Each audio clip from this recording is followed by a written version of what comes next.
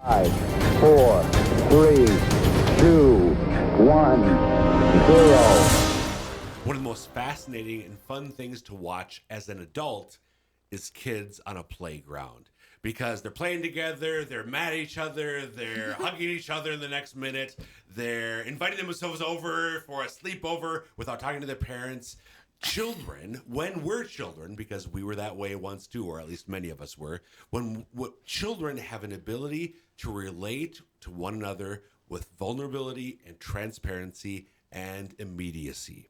And there are ways that we as mature adults can learn from immature toddlers on the playground when it comes to engaging in relationship and deepening relationship with others in the Lord. That's what we're going to be talking about today on Ignition. Welcome to the show. I'm your host, Dr. Chris Bergwald, and we want to set your faith ablaze so that you might live the adventure that comes from a relationship with Jesus Christ. Before we get into today's topic, we want you to know that, as always, we love listener feedback. So if you got questions about today's episode or ideas for future episodes, please contact us. The easiest way to do so is by email, and the address, Tracy, is...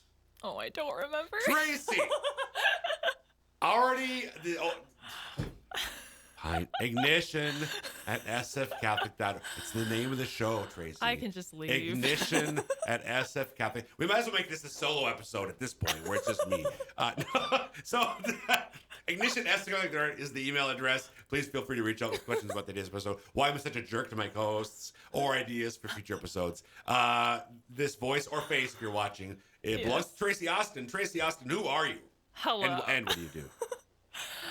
I am a daughter of the diocese. I'm newly married to my husband, Wesley, and I work in town as a campus minister for college students. Our ministry functions out of Christ the King Parish. Sioux Falls. But yes, in Sioux Falls, but we're a citywide, all college students in Sioux Falls are welcome. So we function as if we were a Newman Center for the city. So it's really fun. I love college students. They're at a wild time in their life where the independence is rising, and so is the curiosity in their life and why they matter. It's an awesome time to encounter people. I love it. That's awesome. Why? Before we get into our topic for today, why are you doing this? Why do you do what you do? Doing college? Oh, wow. Probably a big part of it is because I met Jesus Christ in college, and I think it changed my life. Obviously, I was a freshman. I was 18, and then I had the rest of college to be surrounded by an amazing community, great priests, great friends, and I learned how to pray, and I grew in my formation, and I prayed in community, and I prayed alone, and that helped me be ready for just life after college. And I mean, one, I just love it, and I've just kept doing it, and God hasn't told me to do otherwise. But also, I think because it was so transformative for me, I know that it's a place that I can meet other students. But I've just been really spoiled with really great influences and teachers, and especially the priests that I've walked with. So I love staying with college students. Gotcha. That's a great answer. I mean, there's not a wrong answer. I was curious why this is something that's still, because you were a focused missionary before that for a number of years. So this is still a form of ministry that really speaks to your heart. So I was just curious about why. Great. So could you, I guess I already teed up a little bit. So what's the next metaphor? Once it's teed up, why are we talking about this topic? Yeah. Would you step into the batter's box? Yes. Why are we talking about this topic that we're talking about? Sort of look into the playground rules, I think is how, when you and I were talking about this, you described it. Yeah, like the playground rules of evangelization or of living mission. I think it's been on my heart a lot with Set Ablaze for just adults of any age evangelizing, but also I see the struggle with college students as well. But I think the reason we struggle with even the idea of all of us are supposed to live mission, I don't know how to evangelize, I'm not a trained speaker. I think it's because we forgot playground rules. We just forgot how to be children. Because when we talked about this before the episode, we said when a child sees another child, they say, I like your light up shoes. Those are pretty cool. Do you want to go swing? And then they're best friends. Right.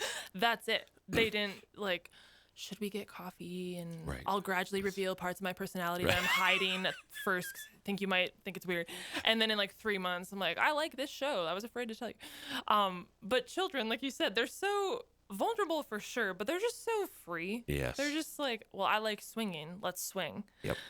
And I think as we grow, we get more self-consciousness and we have a lot going on and there's a lot on our mind. And we want to come off as professional and very cool and put together, very mature, especially when you're, 40s, 50s, 60s. We don't ever want to seem embarrassed. It's a weird human feeling no matter how old you are. Yep. But I think for us to just relearn the simplicity of when we think of, okay, I've seen that person at Mass almost every week. I see they have kids the same age as my kids, maybe, or they wear this logo on their jacket, and I know that I like that team too. What can I do instead of, I have to like evangelize them? How can I not just say, man, go Pack Go. What's your name? I love the Packers. Oh my gosh. That was an example. My version of that would be, so tell me why the Packers, because I just don't get it. That would be my, no, go ahead. I am not a Packers fan. This is merely an example. Thank you. But I think, usually I go up to people and say, where did you buy this dress? Because I just stare at people's clothes during Mass when I should be praying. But also, I think when people have young children, I think that the big easy one is, wow, our children look like they're about the same age. Do you want to talk after Mass? Like donuts and coffee is happening. Do you have a good daycare in town? What do you like as far as this type of, that's just a natural connection, but it doesn't have to be that, like, it can just be, man, I see you here every week. What's your name? What? Oh, that's so cool. What do you like to do? Interesting. It was good to meet you. I'll see you next week. And it can just be a slow build. Right. You don't have to spend an hour after Mass. So I do think, so there's a number of things that you're touching on that just, I preach, sister. I think part of it is this, that when we hear evangelization, I think a lot of us as Catholics still have this idea that it's like really entering really quickly, really deeply into really deep religious kind of quote unquote philosophical conversation about somebody. And that's just not how it normally goes, because that's not organic. Frankly, in a way, it's not human. Now, some people have a gift where you can just do that, but for most of us, no, just the normal progression. Have you ever heard of the movement of the Church Cursillo?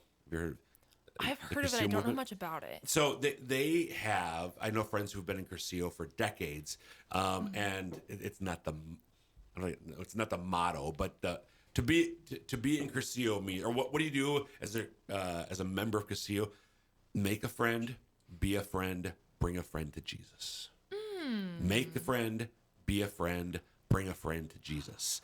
And that's to me, in many ways, that's what, for the vast majority of us, evangelization is all about. Most of us are working, to use one of the metaphors, the images that Jesus uses in the Gospels, in one of his parables. Most of us, the plot of the vineyard that we're supposed to work is the one we're standing in. Yeah. So who am I supposed to evangelize? The people who you already know around you, probably. Yeah. Don't worry about, going off to sub-Saharan Africa or Saudi Arabia or the Far East, Far Asia. No, just where you're at for most of us is what you're called to, who you're called to reach. And how do you do that? You don't have to become an expert in the Bible. You don't have to immediately, have you been saved, or whatever the Catholic version of that would be. Right. It's, hey, what's your name? If you don't, hopefully if you know who they are, I would recommend, if you know them, don't start that way. That's going to be really confusing, and that's going to be awkward. Don't do that. But you know what I mean? Yeah. No, that's so true. And even when you said, like, is it make a friend, be a friend, bring a friend to Jesus? When you said that, I felt myself exhale, because I know how to do that. Right. I know how to make a friend. Yeah. But it scares me when I think, the word mission or evangelization in my mind draws up stopping someone on a sidewalk and being like, so the reason we kneel during the consecration, like, I am Catholic and I love the Eucharist, and I would hate that. Like, I don't feel loved or known. Right. But the person you run into a couple times a week at the same coffee shop, or the person in the cubicle next to you, you happen to take lunch at the same time. It's so simple. Just, what did your weekend look like? Oh, it was great. Really, really relaxing Saturday. Went to Mass Sunday morning. That was lovely. And then, didn't do much after that. That alone is a good seed. And maybe in 3 more months, they say, man, I've really been thinking about, like, finding a church community in town. Oh, wow. I would love to take you to my church some week if you want. It doesn't have to be, and here are my views on abortion, Right. and here are my thoughts on this. Right. Like, no, Right. it's just sharing about your life. This is the proper exegesis for John 6. What have you been thinking the entire life? Right. No, it's yes. Right. So what you just said, testify, right? So offer your testimony. Well, it can be. Well, in 1994, in October, I was walking across campus. And I was telling your story. But testimony is also, I went to mass on Sunday or went to church on Sunday. Yeah. Just this little, and because it's also not meant to be manipulative. Well, I'm going to secretly. No, just be yourself. But that's an easy example of how to bear witness to our faith is, what you do on your weekend. Include church. You don't have to be weird about it. Like, I went to mass. No, what that is, this is where it's a representation of the Paschal mystery of Jesus Christ. Right. In which I went to church and got brunch with some friends. Yeah. The kids and I, blah, blah, blah, blah. And that's so easy, and it's the truth. Yeah. I went to mass. I didn't have to prepare a script to tell this person I went to mass this weekend. Just running through like actual things I did, which is a testimony. Like, was it a reading in the last few weeks in mass? The blind man who's healed, and beautiful, miraculous story. But the next several passages are just different groups of people going, "Aren't you the blind guy? Why are you walking with your eyes open?" And him going, "I'll say it again. I don't know, but he said his name was Jesus, and now I can see." That's all he doesn't say. So I believe he's the Son of God, the Messiah we've been waiting for. And what happened? He just says, "I don't really understand it either. I heard him say his name was Jesus, and now I can see." That's a testimony. You don't have to know the history of everything. You're just like, I went to mass this weekend. And if by some really cool chance they say, "Oh, are you Catholic?" That's not going to happen a lot. But if they say, "Wow, why are you Catholic?"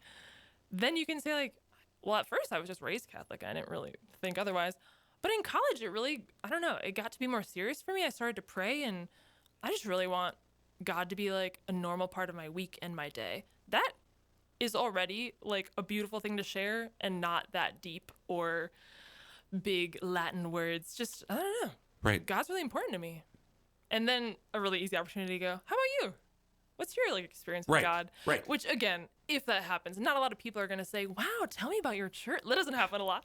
But if it does, what a great window. You know? Absolutely. So, and the last thing you said, or what you just asking questions. Yeah. So tell me about you. And there's all sorts of ways where asking questions is a really effective way to engage in relationship with other people. But to me, this is an easy one. Yeah. So what's your story? Like, what did you do this weekend? And again, that's just making a friend and being a friend and open to the possibility of leading them to Jesus. Yeah. A friend. Thoughts on any of that? A friend, not a Catholic speaker or a priest trained in theology. Just a friend. I think that's like so much less pressure. You don't suddenly have some authority in their life. You're just letting them know that, I went to mass this weekend. Right. And when they ask you next Monday, they're going to realize a pattern's happening and like, wow, my coworker must actually kind of be a faithful person. That's interesting. Good to know. Yep. And it'll build. Yep. And so similarly along these lines, I think sometimes another misperception that we have is evangelization. So, oh my gosh, like I'm talking to Traci about, does the Lord, am I responsible for like saving her soul? Okay. Oh, the pressure. The Lord, right. Chillax. Just take it easy. Take a deep breath. The Lord loves Traci more than you do. And the Lord has not pinned all of his hopes for Traci's salvation on you. You are one of many people that the Lord is bringing into Traci's life right now. Do your part.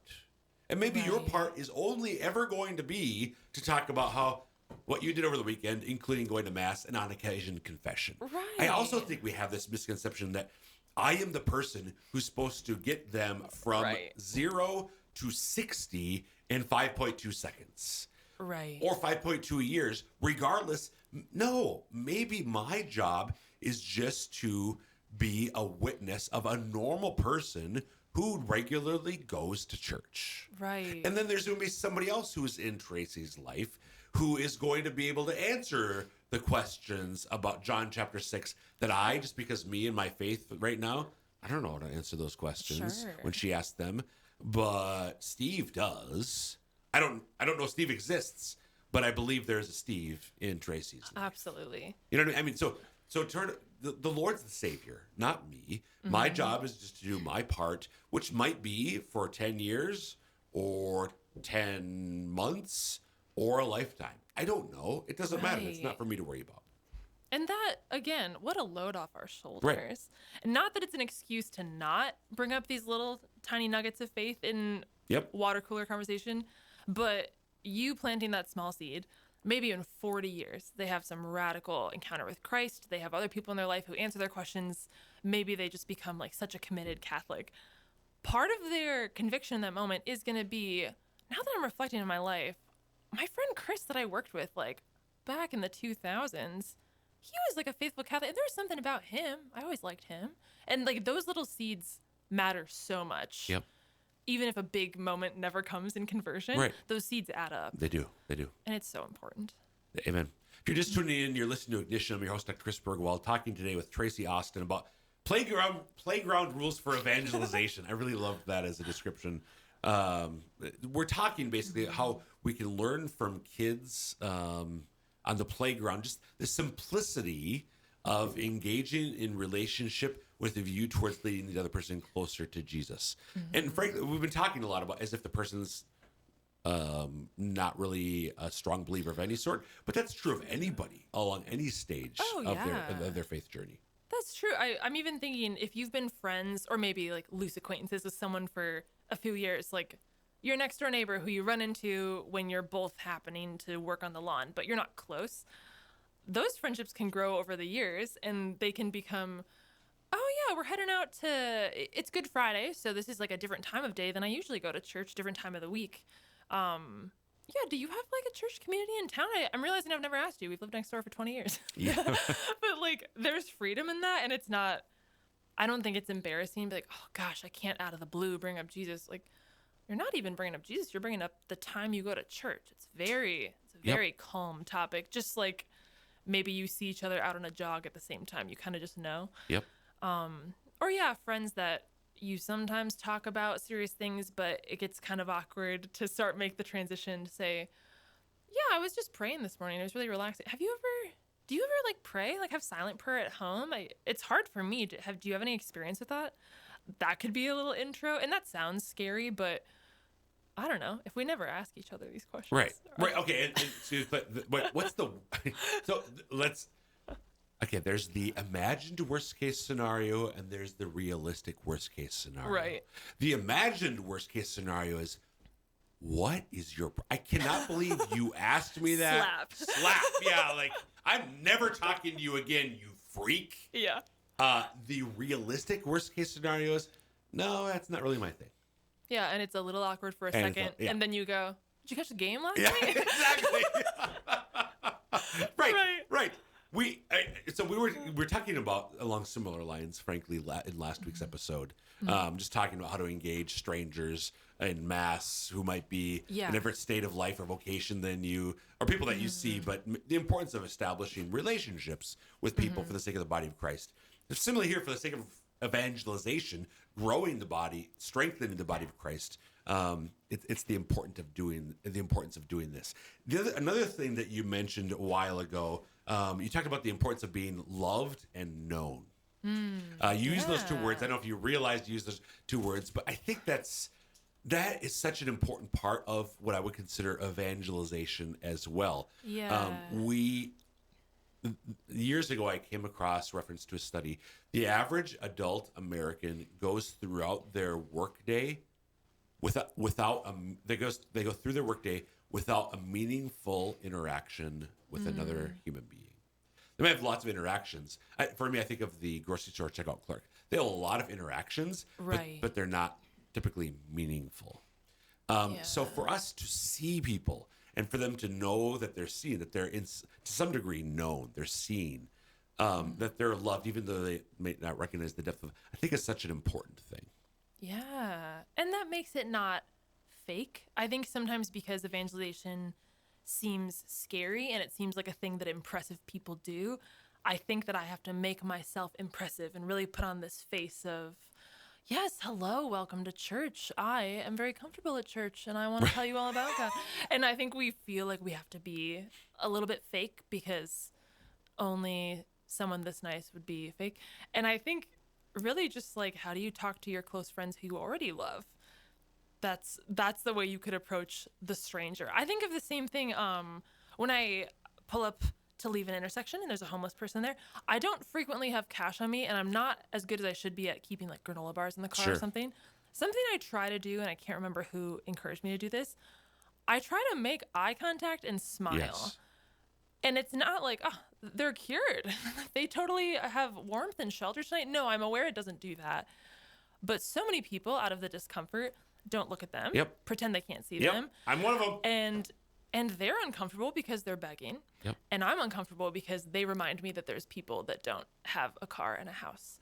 And we're all just so uncomfortable that I try to fight it and just look at them and maybe a little wave, maybe a smile. They almost always wave and smile back. And it's just this little moment of like, unfortunately, all I can give you right now is this, but I want you to feel known and loved. And I think we're just as lonely when we're heading to our weekly pew on Sunday morning and we kind of keep our head down and we're like, hey, this will be a good hour. It's for the Lord, and I'm going to go home. And we avoid the other people, of the person to the right who intimidates me because they look holier, and the person with all the kids, and I feel bad because, like, I don't know, they're such a good parent and I feel like I'm not. All this, I guess we're still children in that we're super self-conscious all the time. Yes. I think. But I think if we're approaching it as, oh, how would I feel known and loved, or to make this person feel known and loved in this brief conversation, I think we'd be a lot more chill about it and not so formal.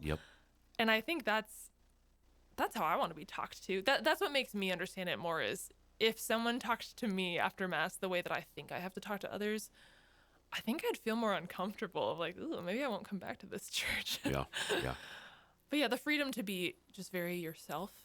Very loving. What do you think about the scenario where, so maybe I've got so I'll give you a real world example. So I've got a number of friends from high school, which is a long time ago for me, Tracy, who I still keep in touch with. But I had a really serious conversion, a dramatic conversion in college. Sure. So I'm a different person. I'm still Chris, but my faith is obviously a lot more important to me. Became a lot more important to me than it had been previously. Thoughts on how to relate to other people who already are friends, but faith is not really a part of the conversation, because maybe it's my scenario where, well, now faith has become important to me, and it's not related to them. Or maybe it's just a friendship that's always been there, but you've just never really talked about your faith. Yeah. I'd like to begin by saying I'm very bad at that, and I'm working on it. It's something that I feel how uncomfortable I am with, these are the friends I'm with. We don't ever talk about faith.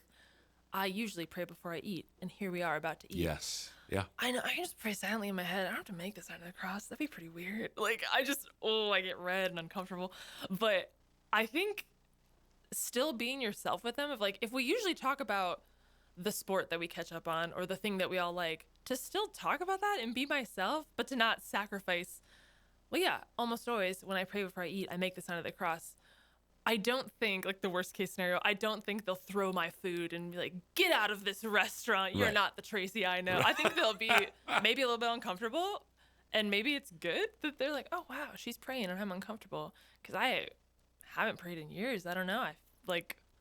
What a weird experience with faith that maybe they've had. So maybe I'm one of the first normal people they'd consider a friend who they've ever seen also pray. Maybe that's good. And at the very least, maybe it's a little awkward, and then you just keep talking about sports or whatever, and it's a fine dinner. Because, again, you're friends. You're already, it's not, you're not like, because I was just playing out, like you said, there's the imagined worst case scenario in that instance. But this is my friend who I've known for years, maybe decades. Like, they're not going to totally abandon our friendship because I prayed silently in public and made the sign of the cross. If they are, then, well, but that's not going to happen, right? No, you briefly mentioned you went to Mass on Sunday, and I'm through with this 30-year friendship. Like, well, then what kind of friendship was this? Right. Which it'd be the same. I would dare to say it'd be the same if suddenly my friend is sharing with me something that I would feel as a Catholic is sinful. Maybe we're going to move in together and we're not engaged or married. I'm not going to be like, well, we're through because I'm a Catholic. Like, I'm going to be really disappointed and sad. I likely, when it's prudent, will say, tell me more about that. I've heard that can be really hard, like on a marriage later if you lived together before. Tell me like what brought you to that decision. As your friend, I'm curious. Maybe that conversation happens, but I wouldn't be like, well, now that you're not doing exactly the things that I do, this friendship's over. Right. Much like they wouldn't be like, oh, you pray over your food now? Weirdo. On the point of remaining friends, even when people are maybe making poor decisions. Sure. I'm reminded of the Road to Emmaus story from Luke 24. It's my favorite scriptural example, paradigm for accompaniment, because Jesus accompanies these two disciples in different ways. But one of the things Bishop Barron, in one of his talks years ago, pointed out, I was listening to this talk and just made a point that stuck with me. These two disciples are leaving Jerusalem. They're going the wrong way. And it's moving towards evening. It's the wrong time of day because you don't want to be traveling when it gets dark, certainly at night, in the ancient Near East, because there's no street lights to keep you safe, right? Yeah. So they're going the wrong way at the wrong time of day, and Jesus walks alongside them and accompanies them, walks with them, even though they're going the wrong way. Now, he's not participating in their despair, their lack of faith. Right. So we don't need to join in and enable.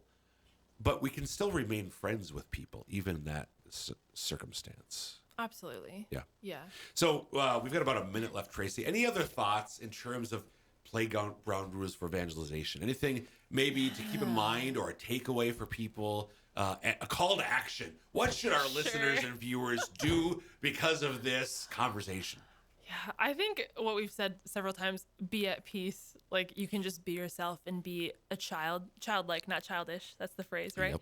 But I think with that, we can be just as free as a child is, that if it does get really awkward, like we try to talk to someone and it's just horrible and you feel weird. Yeah, have you seen a child do that? I've had some children say some pretty rude things to me and I've been, wow. And they are just like, well, time to go play. Yeah. Like, they just let it fly by. And like, yeah, feel your feelings, Amen. but know that like, yeah, well, that was pretty awkward. Millions of humans have been Done uncomfortable before, and I will try next time. And it's just That's to awesome. be free. Yeah. Thanks, Tracy. Yes. And folks, that wraps up the episode. We'll see you next time. May God bless you.